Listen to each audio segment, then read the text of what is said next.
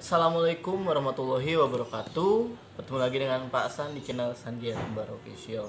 Hari ini Pak San akan menjelaskan dan menceritakan beberapa hal terkait dengan kata yang paling sering digunakan dan saat ini sangat ngetren nih, viral di media sosial, terutama di jejaring sosial Instagram, Facebook, dan Twitter, yaitu insecure. Apa sih sebenarnya insecure itu? Bila kita melihat dari pola katanya dalam bahasa Inggris, ini lebih kepada perasaan di mana kita merasa resah, ya. Jadi apa sebenarnya yang dimaksud dari remaja saat ini sering sekali menggunakan kata insecure itu, dan perasaan seperti apa sih insecure itu? Mari kita bahas satu persatu. Nah, jadi insecure sebenarnya adalah suatu pola diri di mana perasaan kita merasa sangat rendah atau kita merasa tertekan dan sangat resah dengan apa yang akan terjadi selanjutnya dalam kehidupan kita. Di sini biasanya kita merasa tersinggung atau kita merasa tidak nyaman dengan apa yang dikatakan atau diperlihatkan oleh orang lain, dan membuat kita merasa tertekan oleh apa yang kita pikirkan dan kita rasakan sendiri. Dari itu, insecure sebenarnya adalah pola pikir dan pola perasaan secara personal. Nah, itu yang harus dicatat. Ada 4 fase dalam perasaan insecure ini. Kita harus tahu ya. Di sini yang pertama adalah saat kita mulai merasa tidak nyaman dan mulai merendahkan diri sendiri. Di sini adalah fase di mana kita mulai under pressure terhadap apa yang kita miliki dan mulai tidak bersyukur, dan akhirnya kita mulai berperasaan dan berpikiran bahwa diri kita sangat rendah. Dan di sini kembali ada pola-pola rendah diri dalam konteks bahwa kita tidak meyakini dan tidak mempercayai diri kita sendiri. Dan di pola yang kedua adalah pola di mana kita mulai overthinking. Nah, overthinking di sini juga mulai membiasakan diri kita untuk selalu berpikir negatif, dan juga akan ada rasa cemas dan resah terhadap apa yang akan terjadi selanjutnya, dan juga akhirnya berpengaruh terhadap pola yang ke fase yang ketiga, yaitu fase di mana kita akan merasakan ketakutan yang dalam.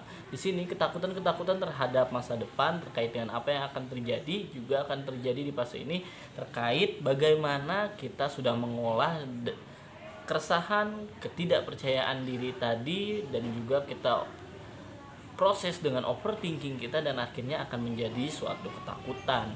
Kekhawatiran-kekhawatiran ini yang akan membebani diri kita, dan akhirnya muncullah bahasa insecure, atau nantinya lebih kepada konteks galau atau konflik diri, di mana kita merasa bahwa saat ini kita sedang tidak dalam kondisi yang baik secara psikologis.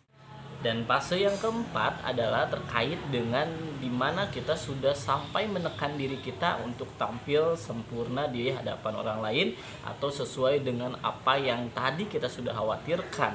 Di sini adalah fase dimana seseorang akan dengan insecure-nya itu dan dengan merasa rendah dirinya tadi, dia akan menuntut dirinya agar selalu tampil sempurna, atau dia akan selalu menuntut dirinya walaupun melanggar kodrat-kodrat untuk kebahagiaan dirinya sendiri.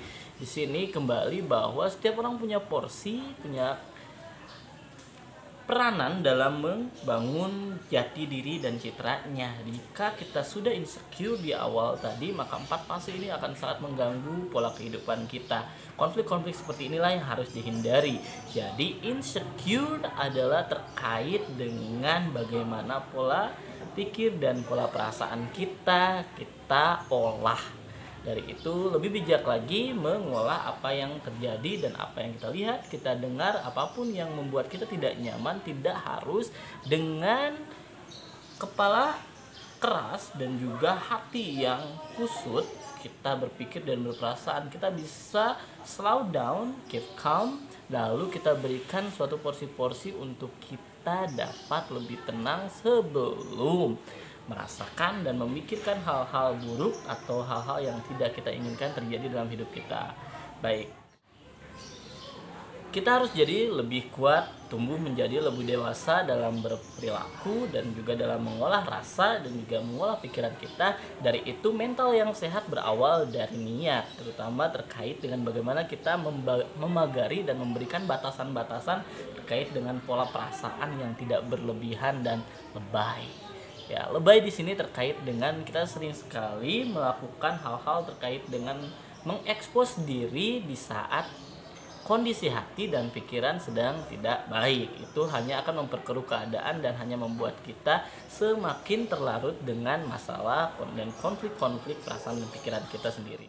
Baik, sekian dari Pasan, semoga bermanfaat. Stop insecure ya, karena perasaan ini tidak juga merupakan buah dari kondisi semata, tapi juga buah dari pola pikir dan perasaan kita. Sekian dari Pasan, wassalamualaikum warahmatullahi wabarakatuh.